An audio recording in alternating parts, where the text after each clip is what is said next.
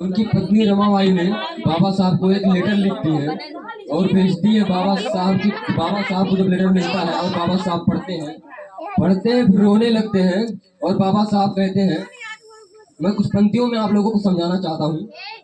रमा तेरी आंखें बरसती तो होगी, रमा तेरी आंखें बरसती तो होगी, थोड़ी सी खुशी को तरसती तो होगी, रमा तेरी आंखें बरसती तो होगी। होठों को तेरे ना खुशी दे सका हूँ। बाबा साहब रो रो कर कहते हैं, होठों को तेरे ना खुशी दे सका हूँ, नैनों को तेरे बस नमी दे सका हूँ, तुझे एक कमी तंग करती तो होगी, तुझे एक कमी तंग करती तो होगी, रमा तेरी आंखें बरसती तो होगी। फिर बाबा साहब सोचते हैं अपने मन में, फिर कहते हैं, फटी साड़ियों से बदन को छुपा कर, फटी साड़ियों से बदन को छुपा कर, आग भूख की आंसुओं से बुझाकर, फटी साड़ियों को बदन से छुपाकर आग भूख की आंसुओं से बुझाकर, अकेले अकेले तड़पती तो होगी, अकेले अकेले तड़पती तो होगी, रमा तेरी आंखें बरसती तो होगी।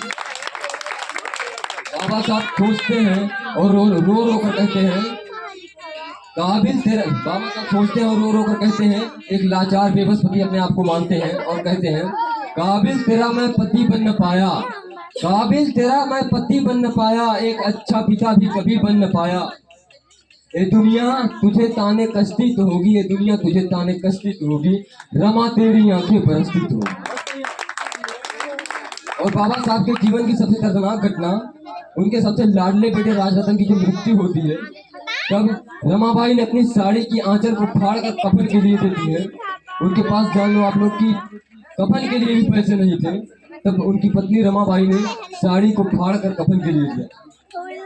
फिर बाबा साहब रोकर कहते हैं, जरूरत पड़ी राजरतन को कफन की, जरूरत पड़ी राजरतन को कफन की, फटी साड़ी भी फाड़ डाली तू बदन की, जरूरत पड़ी राजरतन को कफन की, फटी साड़ी भी तू फाड़ डाली बदन की, सांसें तेरी तब सिसकती तो होगी, सांसें तेरी तब सिसकती तो होगी, रमा तेरी आंखें बरसती तो होगी। मैं अपनी वाणी को इन पर विराम देता हूँ। जय भीम, नमो बुद्धाय। बहुत बहुत बहुत बहुत धन्यवाद।